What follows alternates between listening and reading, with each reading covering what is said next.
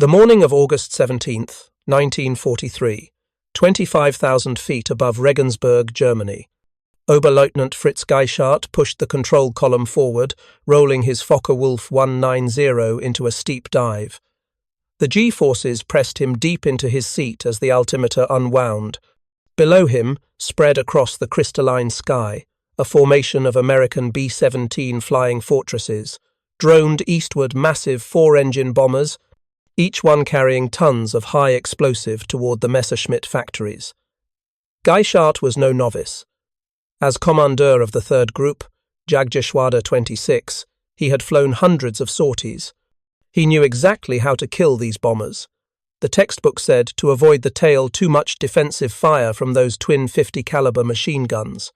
Avoid the beam attacks, the waist gunners and ball turret would shred you. The key was the nose. Attack head-on, where the Americans were weakest, where only a handful of handheld guns could fire back. His fighter screamed downward. The lead bomber grew larger in his gun sight. At 600 miles per hour closing speed, he would have perhaps 2 seconds to fire. His fingers tightened on the triggers. 20mm cannon shells began to stream toward the B-17's cockpit. Then the bomber's nose erupted in light. Not one gun, not two. A constellation of muzzle flashes, twin guns in a powered turret under the chin. Single guns blazing from each side of the nose. Tracers filled the air between them, orange streaks that seemed to bend physics, reaching toward him with impossible speed. The concentrated fire was something he had never seen before on a B-17. Something punched through his canopy, then through his abdomen. Pain exploded across his torso. Blood sprayed across the instrument panel. His vision began to narrow. Somehow, operating on pure instinct and training, he pulled the fighter away from the formation and dove. His hands moved automatically. Throttle, back, mixture rich, find somewhere flat to land. Near Ghent, Belgium, he brought the Focke-Wulf down in a field. Medical personnel rushed to the aircraft. They loaded him onto a stretcher and drove at speed to the hospital. Doctors worked through the afternoon and into the night, but the blood loss was catastrophic. By morning, Hauptmann Fritz Geischardt was dead. He was 32 years old. He had survived 3 years of aerial combat over France, over England, over Germany itself. He died not from pilot error, not from mechanical failure, not from bad luck. He died because American engineers had transformed a bomber. If you're enjoying this deep dive into the story, hit the subscribe button and let us know in the comments from where in the world you are watching from today. Between 1935 and 1943, Boeing Aircraft Company and the United States Army Air Forces had methodically, deliberately, almost obsessively evolved the B-17 Flying Fortress from a lightly defended bomber into something the Luftwaffe came to call a Fliegendes, Stachelschwein, a flying porcupine. This transformation was not magic. It was not luck. It was engineering, purchased at the cost of blood and wreckage, refined through bitter experience, and implemented with American industrial might. This is the story of how 13 heavy machine guns came to bristle from a single aircraft, and how that armament made intercepting a B-17 formation an act that approached suicide. July 28, 1935. Boeing Field, Seattle, Washington. The morning air was still cool when test pilot Leslie Tower climbed into the cockpit of the Boeing Model 299. The aircraft was enormous for its time, 68 feet long, with wings spanning 103 feet, 15 tons of aluminum and rivets and ambition. 4 Pratt & Whitney Hornet radial engines, each producing 750 horsepower, sat in nacelles along the wings. And, from various positions in the fuselage, gun barrels protruded. Richard Williams, a reporter for the Seattle Times, stood on the tarmac watching the preparations. He had never seen anything quite like this aircraft. When he filed his story later that day, he described it as a 15-ton flying fortress. The phrase captured something essential about the machine, the sense that this was not merely a bomber, but a mobile weapons platform capable of defending itself against fighter attack. The name stuck. The Army Air Corps liked it. Boeing liked it. By the time production models began rolling off assembly lines 2 years later, everyone called it the Flying Fortress. But here was the irony that would take 8 years and a world war to fully reveal. In 1935, the Flying Fortress was barely a fortress at all. The Model 299 carried exactly 5 machine guns. Each was a 30 caliber Browning, the same 7.62mm weapon that infantry soldiers carried into battle. One gun was mounted in the nose on a simple socket mount, allowing the bombardier to swivel it by hand. One sat in a dorsal position on the fuselage roof. One occupied a ventral position underneath. 2 more were positioned inside blisters, 1 on each beam. These were not weapons designed to destroy enemy fighters. The 30 caliber round, while effective against personnel, lacked the range, the penetration, and the sheer kinetic energy needed to reliably bring down a modern fighter aircraft traveling at 300 miles per hour. These guns were psychological deterrents meant to make an attacker hesitate, to disrupt his aim, to give him second thoughts. And in the context of 1935, that seemed sufficient. The entire American bombing doctrine was built on a simple premise.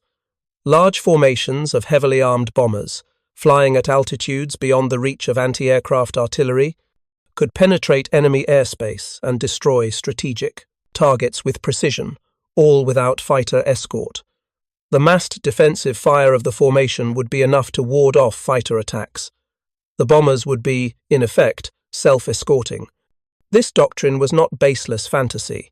It emerged from years of study at the Air Corps Tactical School, from analysis of World War I bombing raids, from tests conducted at Wright Field. But it was doctrine built on assumptions about bomber survivability, about enemy fighter tactics, about the effectiveness of defensive machine gun fire. Assumptions that would be tested in the crucible of actual war. The B-17 moved into production slowly. The initial models, the WWII B-17 service test aircraft, delivered in 1937, were followed by the B-17B in 1938. 39 aircraft of this variant were built, featuring improved engines and a redesigned nose section. The armament remained modest, 5 guns, though some positions now mounted the heavier 50 caliber Browning M2 machine gun instead of the lighter 30 caliber weapons. The B-17C, introduced in 1940, added self-sealing fuel tanks and additional armor plating. The armament increased slightly. The B-17D, the variant in service when the Japanese attacked Pearl Harbor, carried 7 machine guns total, 1 30 caliber gun in the nose, operated by the bombardier, and 6 50 caliber weapons distributed throughout the aircraft. The 50 caliber Browning was a significant upgrade. This weapon, 12.7 millimeters in diameter, fired a heavy bullet at high velocity. It had an effective range out to 600 yards. It could penetrate light armor. Against fabric-covered or lightly built aircraft, it was devastatingly effective. But 7 guns, even heavy ones, were spread across a large airframe. There were gaps in coverage, blind spots where an attacker could position himself and fire without effective return fire. The most critical blind spot was directly behind the aircraft. The tail was completely undefended. December 8, 1941. Clark Field, Luzon, Philippines. 35 B-17 Flying Fortresses sat on the airfield when Japanese bombers and fighters arrived overhead. The attack came in waves, methodical and devastating. Most of the American bombers were destroyed or badly damaged where they sat caught on the ground, unable to defend themselves, unable even to take off. The handful that survived and managed to fly combat missions in the following weeks discovered something that no amount of peacetime testing had revealed. Japanese Zero fighters were faster, more maneuverable, and far better armed than American intelligence had believed, and the B-17's defensive armament was woefully inadequate. The Zeros would position themselves directly behind the bomber in the undefended tail position and simply pour fire into the fuselage. The waist gunners, standing at open windows with handheld machine guns, could not angle their weapons far enough aft to engage. The top turret gunner could not depress his guns to cover the tail. The ball turret underneath could not elevate to that angle. There was nothing the bomber crew could do except absorb the punishment and hope the pilot could maneuver violently enough to throw off the attacker's aim. It was not enough. Bombers burned. Crews died. The same lessons were being learned simultaneously in Europe. When the Royal Air Force attempted daylight bombing raids over Germany in 1940 and 1941, German fighters found the blind spots in British bombers and exploited them ruthlessly.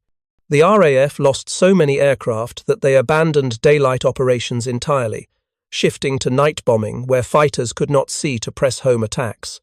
The Americans, arriving in England in 1942, were determined not to make the same mistake. Daylight precision bombing was the core of American strategic doctrine.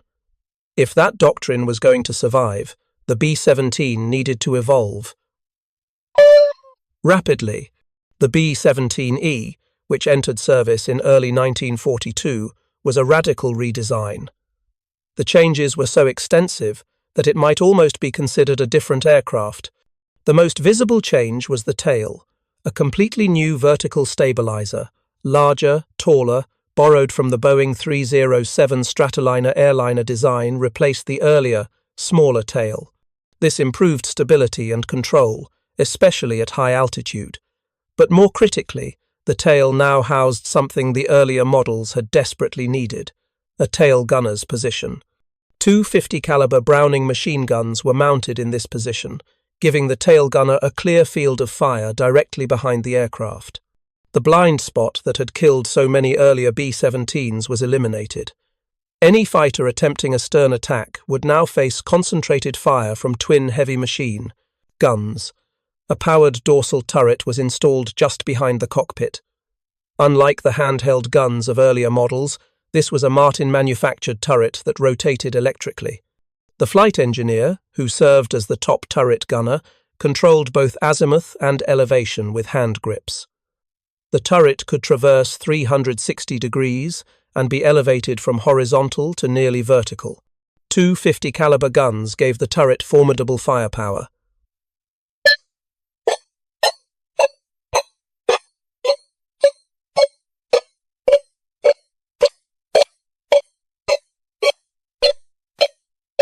Underneath the aircraft, a remotely sighted Bendix turret was installed.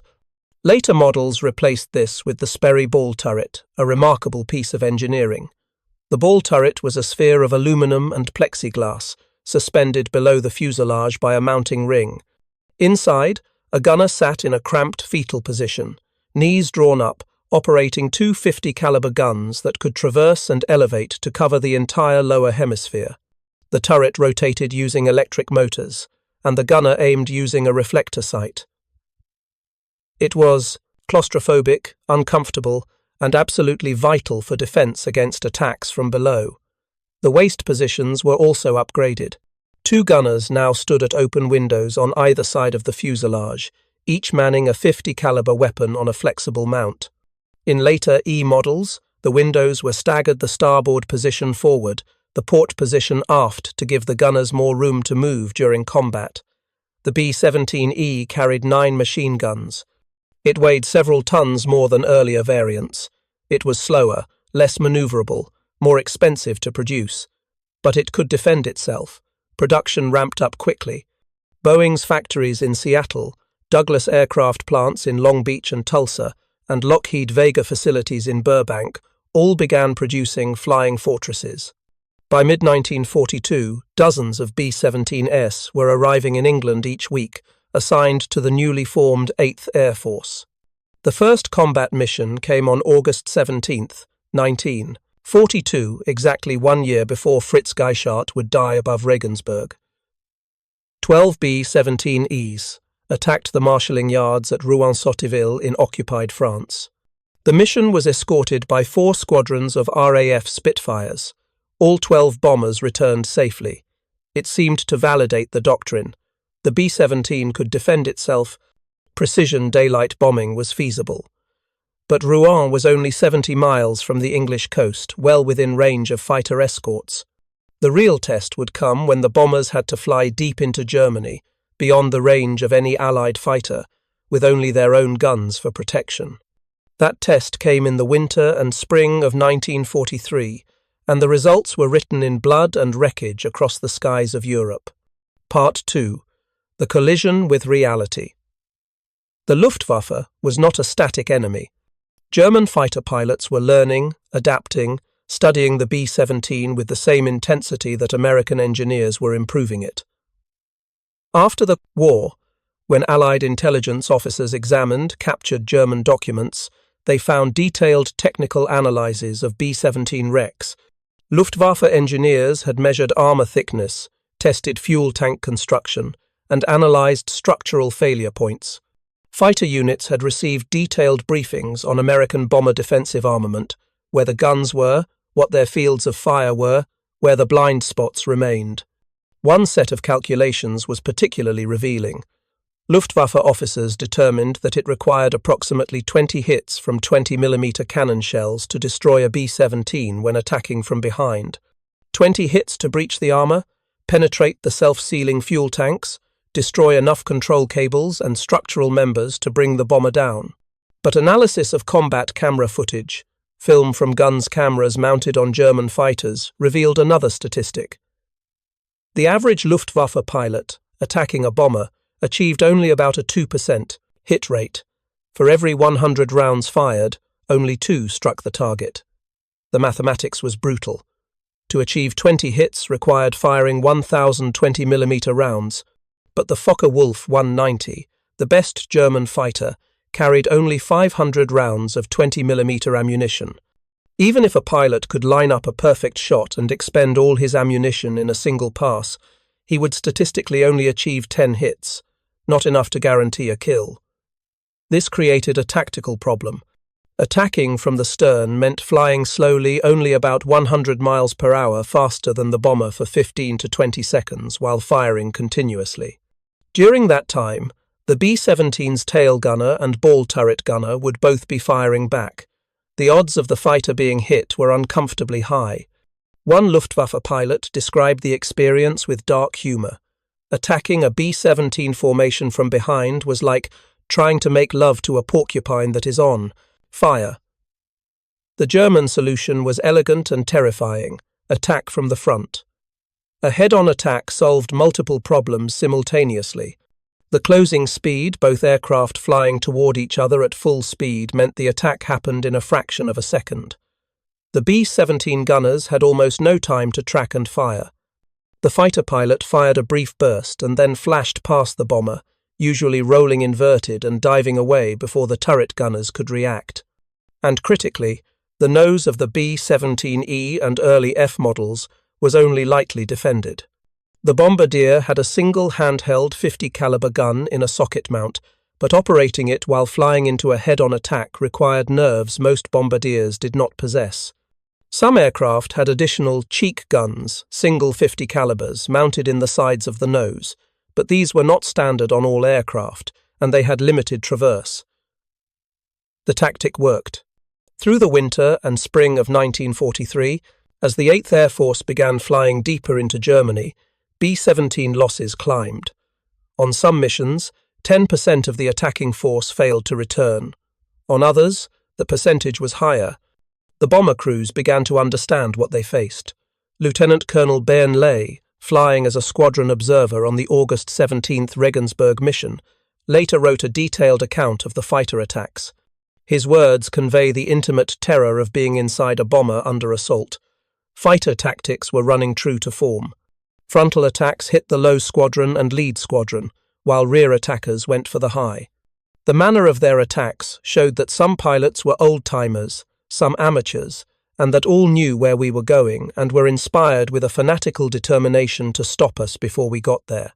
The old-timers came in on frontal attacks with a noticeably slower rate of closure, apparently throttled back, obtaining greater accuracy than those that bolted through, of us wide open. The German pilots were not just fighting, they were hunting. They knew the B-17's vulnerabilities. They knew where to aim. Former Luftwaffe pilots, interviewed after the war, confirmed that they deliberately targeted cockpits during head-on attacks. Kill the pilots, and the bomber would fall from the sky regardless of how much defensive armament it carried. The situation in mid-1943 was approaching a crisis. American bombers were being shot down faster than they could be replaced. Crews were not completing their 25 mission tours, they were dying on their 8th mission, their 12th, their 15th. The doctrine of self-defending bomber formations was failing. The Army Air Forces needed a solution. They needed it immediately. And they needed it to work. The first solution was radical. If the problem was that B-17 formations lacked enough defensive firepower, create a variant that was nothing but defensive firepower. In September of 1942, work began on Project V-139. Engineers at Lockheed Vega took a production B-17F airframe serial number 4124341 and began converting it into something unprecedented. They called it the XB-40. The X stood for experimental. The modifications were extensive. A second dorsal turret was installed in the radio compartment, just behind the bomb bay. This gave the aircraft 2 top turrets, doubling the coverage of the upper hemisphere. The single 50 caliber machine guns at each waist position were replaced with twin guns in powered mounts. A Bendix chin turret remotely operated, electrically powered, mounting 2 50 caliber guns, was installed directly under the bombardier's position in the nose. The bomb bay was gutted. All bombing equipment was removed. In its place, ammunition. Lots of ammunition. The XB-40 carried 11,275 rounds of 50 caliber ammunition, compared to 3,900 rounds on a standard B-17F. Additional armor plating was installed at gun positions to protect the crew. The cheek guns, single 50 caliber weapons mounted in the sides of the forward fuselage, were retained. Total armament: 16 50 caliber machine guns. The XB-40 made its first flight on November 10, 1942. The test pilots immediately noticed problems. The aircraft was heavy, 4,000 pounds heavier than a standard B-17 with a full bomb load. Climb performance was cut nearly in half. Where a B-17F could reach 20,000 feet in 25 minutes, the XB-40 took 48 minutes of labouring climb. But the concept seemed promising enough that the Army ordered 13 pre-production examples, designated YB-40. These service test aircraft were assigned to the 92nd Bomb Group at RAF Alconbury in England. The YB-40s entered combat in May of 1943. Their mission was straightforward: accompany standard B-17 formations to the target and back, providing concentrated defensive fire against German fighters. They would be flying gun platforms, escorts, protectors. The first mission was to Saint-Nazaire on May 29th. 7 YB-40s participated. The mission revealed the fundamental flaw in the concept. On the outbound flight, carrying a full load of ammunition, the YB-40s could barely keep pace with the standard bombers. They wallowed through the air, struggling to maintain formation position. But the real problem emerged on the return flight. The standard B-17s, having dropped their bombs, were now several tons lighter. They accelerated. Their rate of climb improved. They could maneuver more freely. The YB-40s, still carrying thousands of pounds of ammunition, could not keep up. They fell behind. And a bomber separated from the formation was a bomber marked for death. The math was inescapable. The YB-40 could not fulfill its mission, because it could not stay with the aircraft it was designed to protect. 13 more missions were flown through July of 1943. On July 29th, 2 YB-40s participated in an attack on Kiel. It was their last combat mission. Adolf Galland, the Luftwaffe's fighter chief, later dismissed the YB-40 program as achieving insignificant results. He was right. By November of 1943, the surviving YB-40s were returned to the United States. They were redesignated TB-40, the T for training, and spent the rest of the war teaching gunners how to operate the various turrets. By 1945, all were sent to reclamation facilities and broken up for scrap. The YB-40 was a failure as an operational aircraft, but it was not a complete failure. One component of the design proved extraordinarily effective: the Bendix chin turret. If you find this story engaging, please take a moment to subscribe and enable notifications. It helps us continue producing in-depth content like this. Bomber crews who flew the YB-40 praised the chin turret.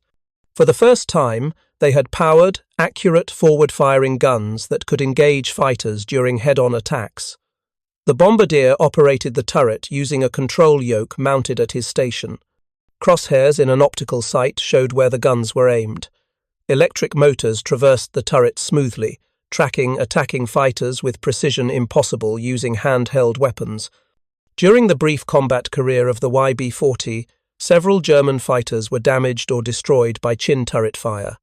More importantly, German pilots who observed the turret began to break off their attacks earlier, unwilling to press home against concentrated forward fire. The lesson was clear. The chin turret worked. It needed to be standard equipment on all B-17s.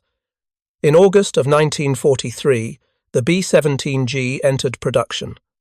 This was the final, definitive variant of the Flying Fortress. It incorporated every lesson learned from 3 years of combat, and at the heart of its improvements was armament. The B-17G mounted 1350 caliber machine guns. Walk through the positions, starting at the nose. The bombardier's station featured the Bendix chin turret, 250 caliber guns with 1,460 rounds of ammunition. The turret could traverse 90 degrees left and right, elevate 45 degrees, and depress 30 degrees below horizontal. During the bomb run, the bombardier used the Norden bomb sight. During fighter attacks, he switched to the chin turret controls. Just behind the bombardier, the navigator manned 2 cheek guns. These were single 50 caliber weapons mounted in flexible ball sockets on either side of the nose, forward of the cockpit. Each gun had 200 rounds. The navigator could fire these guns independently, engaging fighters attacking from the front quarter. 4 guns, pointing forward. This was not a blind spot anymore. This was a killing zone. The flight engineer operated the top turret, mounted just behind the cockpit. 2 50 caliber guns, fully powered traverse and elevation, 360 degrees of rotation. The turret could engage fighters attacking from above, from the sides, from front or rear. The rate of traverse was 50 degrees per second, fast enough that skilled gunners could track and engage even the fastest German fighters. The radio operator's position was just aft of the bomb bay.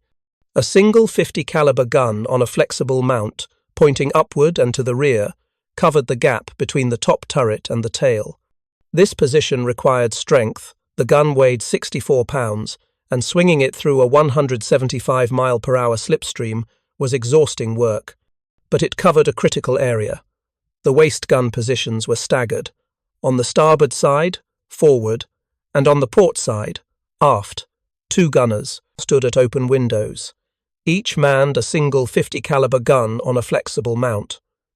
These positions covered beam attacks, fighters attacking from the sides at 90 degrees to the bomber's line of flight. The staggered windows, a feature borrowed from the YB-40 design, gave the gunners room to move without interfering with each other. The Sperry ball turret, suspended below the fuselage, mounted 2 50 caliber guns. The ball turret gunner, typically the smallest man in the crew, climbed into the turret through a hatch in the fuselage floor. Once inside, he sat in a hunched position, knees drawn up, feet in stirrups that controlled the turret's elevation. Hand grips controlled azimuth. The turret rotated using electric motors, powerful enough to overcome the 300 mile/hour slipstream. The gunner looked through a ring sight, leading his target, firing when the gun sight reticle intersected with the attacking fighter. Finally, the tail turret. 2 50 caliber guns, in a Cheyenne-style mounting. This version of the tail turret featured much larger windows than earlier models, giving the tail gunner better visibility. The guns were mounted close together for concentrated fire. The tail gunner sat backward, facing the rear, watching for fighters boring in from 6 o'clock. His position was perhaps the most critical on the entire aircraft. The tail gunner was the last line of defense. 13 guns, approximately 7,500 rounds of ammunition distributed throughout the aircraft. Every gun was a Browning M2 50 caliber machine gun, 12.7 mm in diameter, firing an armor-piercing incendiary round at 2,850 feet per second. Each gun could fire at a cyclic rate of 800 rounds per minute over 13 rounds per second. The guns were electrically fired.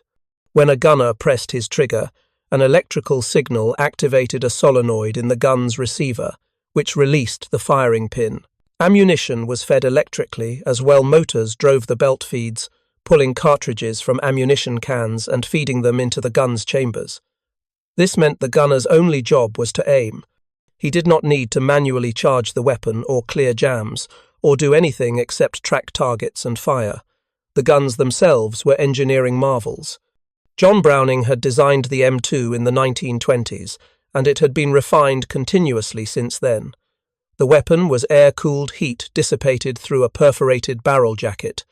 The barrel could be changed in combat if it overheated, though this rarely happened at the temperatures and altitudes where B-17s operated.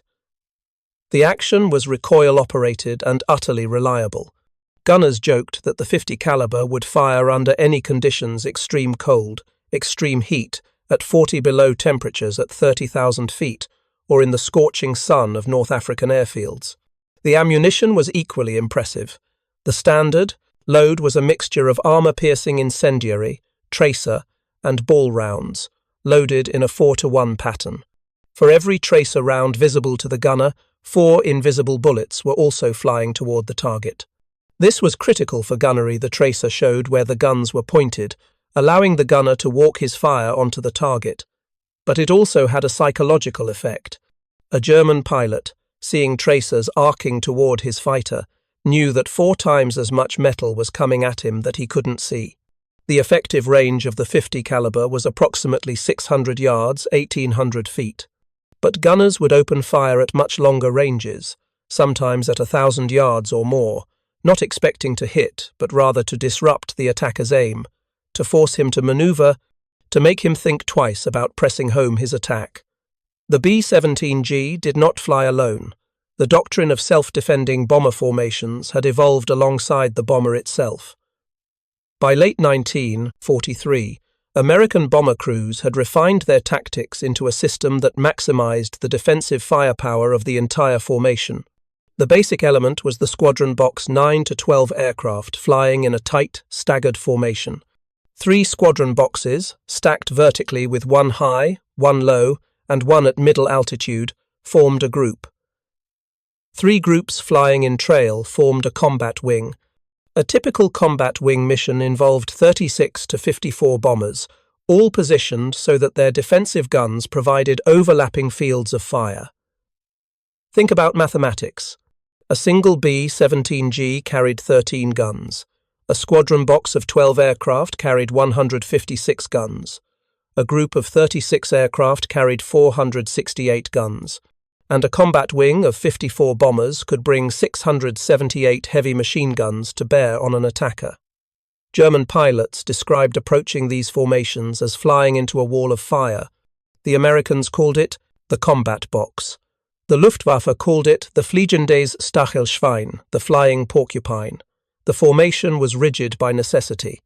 Each bomber had to maintain precise position relative to the others. If a bomber drifted too far forward, it would mask the field of fire for the aircraft behind it.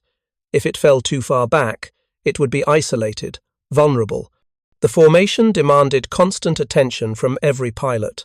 Minor adjustments to throttle and trim, corrections for wind and turbulence, maintaining altitude within 50 feet of assigned position.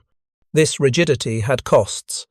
During the bomb run, the final approach to the target, the formation had to fly straight and level for several minutes, while the lead bombardier used his Norden bomb sight to calculate the release point. Straight and level flight at predictable altitude made the bombers perfect targets for anti-aircraft artillery. German flak gunners would concentrate hundreds of guns near important targets, filling the sky with 88mm shells that burst in black clouds of shrapnel. The bombers could not evade, they could not maneuver. They had to fly through the barrage and hope that luck and armor would see them through. Many bombers were lost to flak, their formations disrupted, individual aircraft falling out of position with engines trailing smoke or control surfaces shot away. But against fighter attacks, the combat box worked. A survey conducted by the Army Air Forces in 1943 found that over half of all bombers shot down by German fighters had left the protection of the main formation. An isolated bomber was a dead bomber. A bomber in formation had a chance. The defensive armament had another effect beyond the purely mechanical. It was psychological. Luftwaffe pilots, approaching a formation of B-17s, knew they were flying into a storm of 50 caliber fire. They knew the statistics as well as anyone knew that most of their cannon rounds would miss. Knew that the odds of achieving a kill on a single pass were low. Knew that the bombers' guns had greater range and muzzle velocity than their own rifle-caliber machine guns. A Luftwaffe fighter pilot later described the experience in a post-war interview. The size of the heavy bombers and their formations could not be adequately described to a green pilot. They had to be experienced firsthand. The bomber gunners opened fire as soon as a target was seen, in order to disrupt or ward off attacks. The Americans' Browning 50 caliber machine guns had higher muzzle velocity and greater range than our MG-17s, whose tracers were used to sight their MG-151 cannons. The psychological pressure was immense. A fighter pilot had to commit to his attack run knowing that, for 15 or 20 seconds, he would be flying through concentrated defensive fire.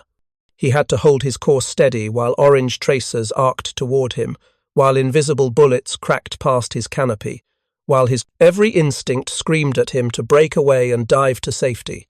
Only the most experienced pilots could maintain that kind of discipline.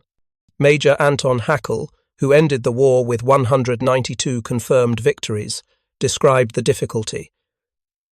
If one came in from the rear, there was a long period, closing from 1,000 meters to our firing range of 400 meters, when the bombers were firing at us but we could not return fire. The average Luftwaffe pilot, facing a combat box for the first time, would often break off his attack early. He would fire a burst at extreme range, then roll away before the defensive fire became too intense. These attacks achieved little beyond rattling the bomber crews. But they also meant the bomber survived. The best pilots, the experts with dozens of kills, could still succeed.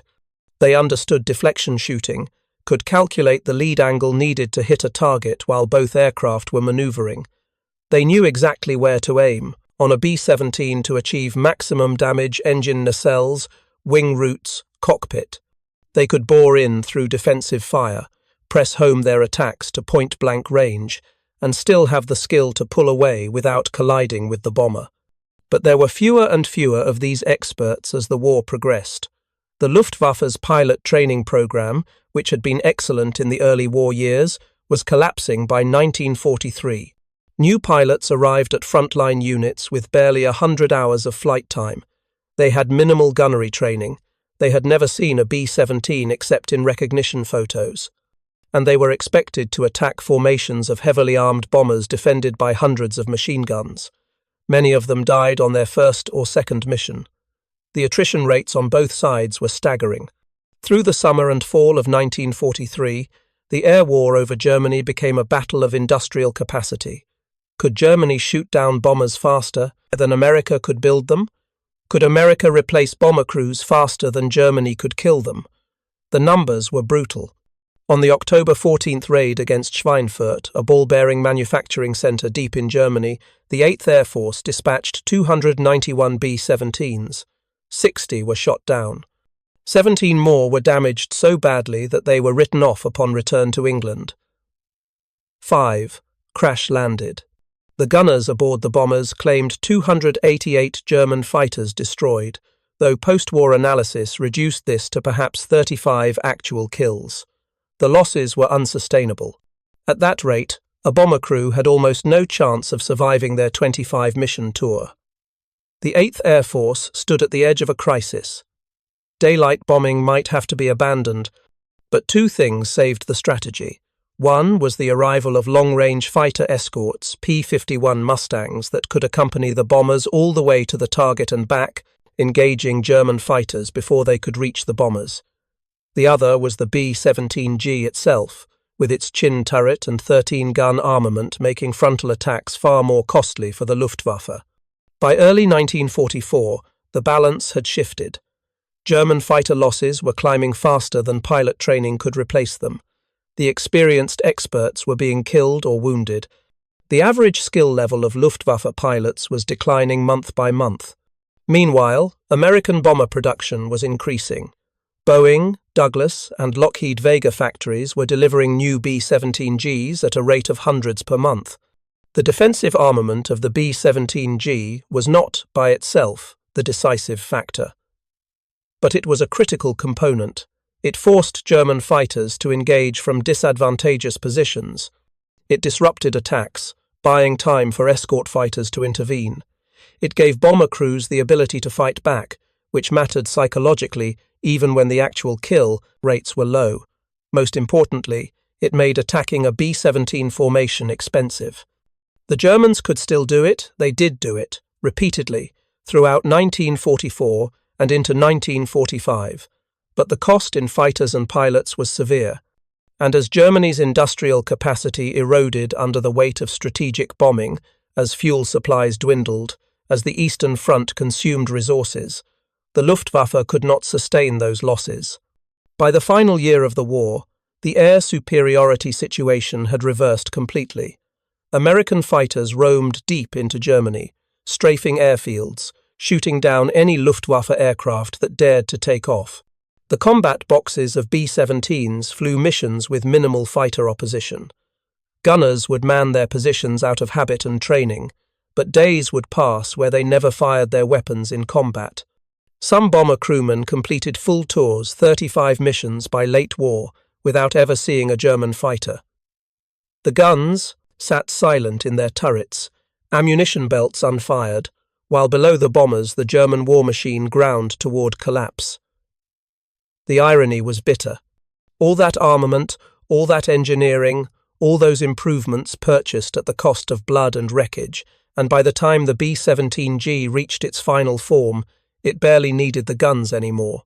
Air superiority had been achieved through other means: long-range fighters, overwhelming numbers, the destruction of German fuel production and pilot training infrastructure. But to focus on that irony would be to miss the larger truth. The B-17's evolution, from 5 light machine guns to 13 heavy ones, was necessary precisely because the enemy was adaptive, intelligent, and skilled. The Luftwaffe was not a static opponent that could be defeated by a single tactical innovation. Every improvement in bomber defenses prompted a counter-innovation in fighter tactics. Every German tactical success prompted an American engineering response.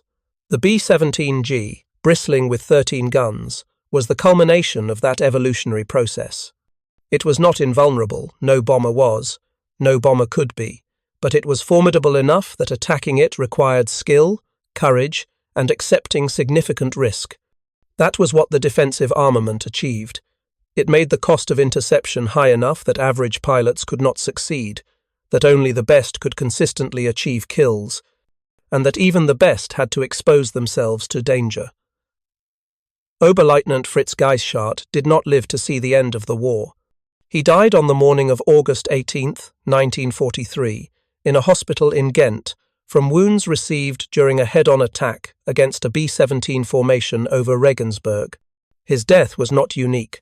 Hundreds of Luftwaffe pilots died in similar circumstances, pressing home attacks against bombers, absorbing defensive fire, losing the split-second calculus of who would score the killing hit first. Many of them were skilled, experienced pilots. Some were aces with dozens of victories. They died because they were doing what their duty and their training demanded: intercepting enemy bombers, breaking up the formations, protecting German cities and factories from destruction. And they died because American engineers had put 13 heavy machine guns on a bomber. There is no satisfaction in this, no triumph. War is not an engineering problem to be solved with elegant solutions. It is a meat grinder that consumes lives with brutal impartiality. The guns on the B-17 killed German pilots who were, in most cases, simply serving their country as they understood that duty. The fact that their country was led by a genocidal regime does not make their individual deaths less tragic. But within the context of the war, within the grim necessity of strategic bombing, of destroying Germany's ability to wage war, the B-17's defensive armament served its purpose. It protected bomber crews. It disrupted attacks. It contributed, in ways both material and psychological, to the Allied victory. 8,680 B-17Gs were built between August 1943 and the end of the war. Nearly 13,000 Flying Fortresses of all variants rolled off production lines. They dropped 640,000 tons of bombs on European targets. 24 B-17 crewmen received the Medal of Honor. 4,735 B-17s were lost in combat over Europe. Today, fewer than a dozen B-17 Flying Fortresses remain airworthy. They appear at airshows, vintage aircraft still capable of flight, their engines thundering, their aluminum skin gleaming. When you see one, look at the nose. Note the chin turret, the cheek gun positions. Look at the ball turret under the belly, the tail turret with its distinctive Cheyenne windows. Walk around the aircraft and count the gun positions. 13 of them, each, one representing a solution to a problem written in blood. The B-17 was never truly invincible. The Flying Fortress name, coined in 1935 by a reporter watching a lightly armed prototype, was always more marketing than reality. But by 1943, through brutal experience and relentless engineering, the B-17 had become something close to what its name promised. Not a fortress in the medieval sense, no stone walls, no impregnability, but a fortress in the modern sense. A hard target. An aircraft that could absorb damage and keep flying, that could defend itself with concentrated firepower, that could make an attacker pay for every attempt at interception. 13 machine guns. 13 solutions to 13 problems. 13 reasons why Luftwaffe pilots began describing bomber interception as suicidal. The guns did not win the war. No single weapon system ever does.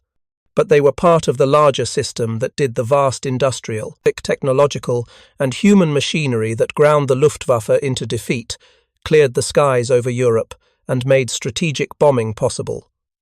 In the end, that was what mattered. Not the elegance of the engineering, not the sophistication of the turrets and fire control systems, but the simple fact that bomber crews came home. Not all of them, far from all of them, but more than would have survived without those 13 guns. That was the victory, if victory is the right word for survival purchased at such cost. Thank you for watching. For more detailed historical breakdowns, check out the other videos on your screen now, and don't forget to subscribe.